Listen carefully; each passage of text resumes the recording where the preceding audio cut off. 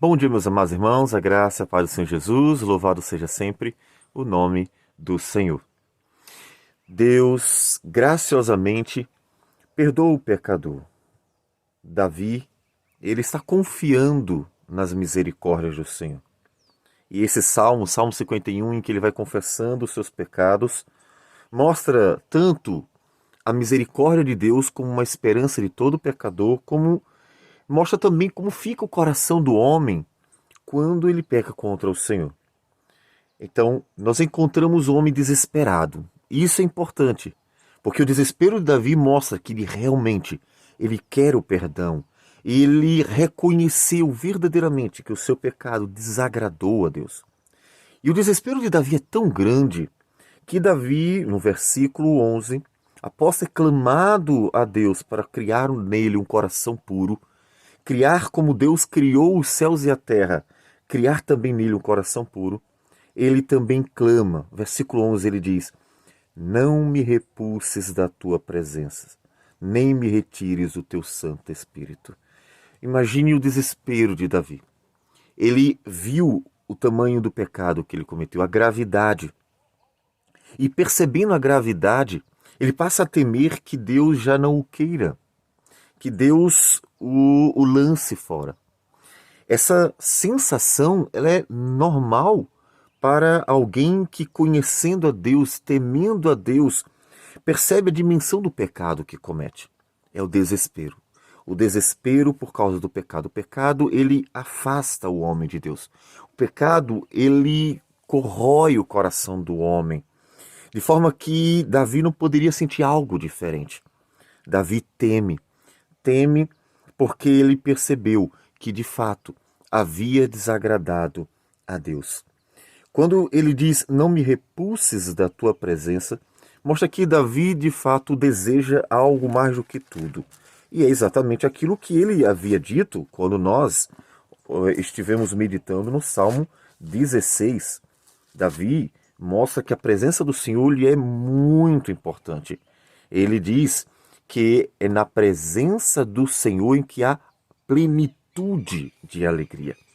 Davi amava a Deus. Essa é uma característica fundamental em Davi. Davi amava a Deus. Davi não estava ali temendo a Deus porque ele fora tornado rei. O Davi não estava ali porque simplesmente queria alguma coisa de Deus. Davi estava ali porque Davi realmente tinha um temor e um amor para com Deus. O coração de Davi estava no Senhor. E é nisso que eu também já posso perguntar para você: e o seu coração onde está? As pessoas hoje em dia, quando se aproximam de uma igreja e assim dizem estar se aproximando do Senhor, normalmente parecem estarem querendo benefícios. É claro que a salvação é um grande benefício, uma grande bênção, mas parece que elas apenas querem problemas resolvidos, situações da vida melhorada, bens adquiridos. Elas querem algo, até que aquilo aconteça e então eles parece que desanimam e vão embora. Se tornou muito comum que pessoas procurem a igreja apenas quando querem alguma coisa. E você, por que procura a igreja? Você de fato tem procurado o Senhor e por isso vai à igreja? A igreja mostra para você o caminho que é Jesus Cristo para que você tenha comunhão com Deus. O seu interesse é em Deus ou nas coisas que Deus pode dar? Isso é importante. Davi está realmente preocupado com a sua relação com Deus, porque o pecado deixa marcas profundas e traz aquela sensação de não estar mais diante do Senhor. Todavia, não nos parece que Davi esteja temendo que Deus o abandone completamente, apesar desta sensação aparente. Davi também teme que Deus o despreze como um rei de Israel. Nós podemos dizer isso porque em 1 Samuel, quando Deus manda Samuel ungir Davi, diz o versículo 13 do capítulo 16: Tomou Samuel o chifre do azeite e o ungiu no meio dos seus irmãos. E daquele dia em diante, o Espírito do Senhor se apossou de Davi. Então Samuel se levantou e foi para Ramá. tendo se retirado de Saul o espírito do Senhor, da parte deste um espírito maligno o atormentava. Em Samuel aconteceu o seguinte: Deus já havia desprezado Saul para ser rei de Israel. Ele não era para reinar mais, porque ele se mostrou um homem que não temia Deus. Então Deus provê um outro para ser rei, que é o Davi. E então Deus manda Samuel ungir Davi. Quando ele unge Davi, o Senhor, que estava pelo Espírito Santo capacitando Saul para ser rei, agora tira dele o espírito que capacita, poderíamos dizer, o dom da realeza, o dom de ser rei, o dom de governar de acordo com a vontade de Deus, pela sabedoria de Deus. Ele tira o espírito de Saul e coloca em Davi. Ali não se trata da salvação de um ou de outro, o assunto é ser o rei de Israel. E parece-nos que, apesar do sentimento profundo de deixar de ter uma comunhão profunda, prazerosa com Deus, Davi também teme que Deus o rejeite, tirando dele o dom, o Espírito do Senhor que lhe havia sido dado. Davi era profeta, Davi era rei, e Davi até mesmo chegou a usar a estola sacerdotal, mostrando em Davi uma figura de Cristo, um tipo de Cristo, apontando para o Messias que viria. Davi não queria perder isso também. Davi estava sendo um instrumento de Deus para proclamar a palavra. Salmos, só de Salmos 73 são de Davi. E Davi não quer que Deus o deixe, que Deus tire dele esse privilégio. Davi viu as consequências do pecado. Ele viu que o pecado tanto poderia fazer com que ele deixasse de ser aquele que Deus usaria para fazer esta grande obra, que era governar o povo e também proclamar a palavra de Deus ao povo. Como Davi também teme que Deus já não tenha com ele aquele relacionamento que ele tinha antes, um relacionamento realmente profundo, uma intimidade de quem estava sempre conduzindo Davi passo a passo para que vivesse ali na presença do Senhor. Isso é o pecado.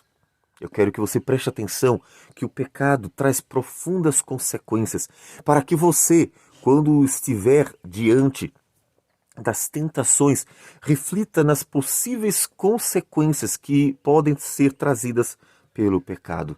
Porque o pecado, de fato, ele traz marcas negativas, porque ele desagrada ao Senhor.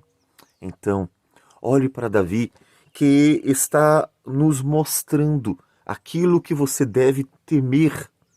Tema que você peque contra Deus. Mas também, se você pecou contra Deus, está triste, está marcado, olhe para Davi e veja também em Davi uma esperança. Porque Davi, que está ali sofrendo a angústia do pecado cometido contra o Senhor, mostra nisso um profundo arrependimento. É um salmo que mostra o verdadeiro arrependimento do homem de Deus. E neste salmo há uma esperança, porque nós sabemos que Deus o perdoou. Tanto que o profeta Natã, quando Davi disse, Deus me perdoe, eu reconheço que eu cometi esse pecado, Natã disse, Deus perdoou você. Então, Davi, ele tanto mostra para nós as consequências, os danos do pecado, mas também a esperança de quem verdadeiramente está arrependido, de quem verdadeiramente quer o perdão, porque ama a Deus, porque teme a Deus, porque algo foi feito na sua vida e ele não quer viver longe do Senhor de toda a glória. Então, nós temos ali a esperança dada, porque Deus é bom. Isto tudo revela a misericórdia de Deus, que mesmo vendo os pecados dos homens, como foi o pecado de Davi, mesmo vendo tantos pecados cometidos pelos homens, perdoa graciosamente, de tal forma que cada geração nova encontra nas experiências da geração anterior a esperança diante de suas falhas, sabendo que Deus é bom, é misericordioso, é gracioso. E, portanto, Deus perdoa os pecados dos pecadores em Cristo Jesus, que pagou os nossos pecados. Então, olhe para o Senhor, confesse os seus pecados com essa esperança, mas também lute contra o pecado, para que quando vier a tentação, você fuja, sabendo que o pecado sempre traz tristezas profundas, traz marcas ao coração do pecador. E para que você não tenha tristeza, você possa então se apegar ao Senhor e então em Deus você possa vencer cada tentação que aparecer na vida. Vamos orar ao Senhor. Senhor Deus amado, bendito seja o teu nome. Queremos agradecer por tudo. Queremos agradecer por tuas misericórdias, colocar nas tuas mãos a vida de pessoas desesperadas que clamam ao Senhor porque precisam de teu auxílio, de tua ajuda, de tua compaixão, que clamam porque pecaram e pedem perdão. E Deus, e veio na tua palavra, nos muitos personagens que viveram situações tão tristes, difíceis e até pecados, vem esperança, porque mostram que o Senhor os acolheu, que o Senhor, com tua graça, possa operar na vida de tantos que hoje clamam a ti, porque esperam nas tuas misericórdias. Sejas glorificado em tratar com graça cada uma dessas pessoas. Receba a nossa oração, nossa gratidão por tudo, em nome do Senhor Jesus. Amém, Senhor. Que Deus abençoe a todos e um bom dia.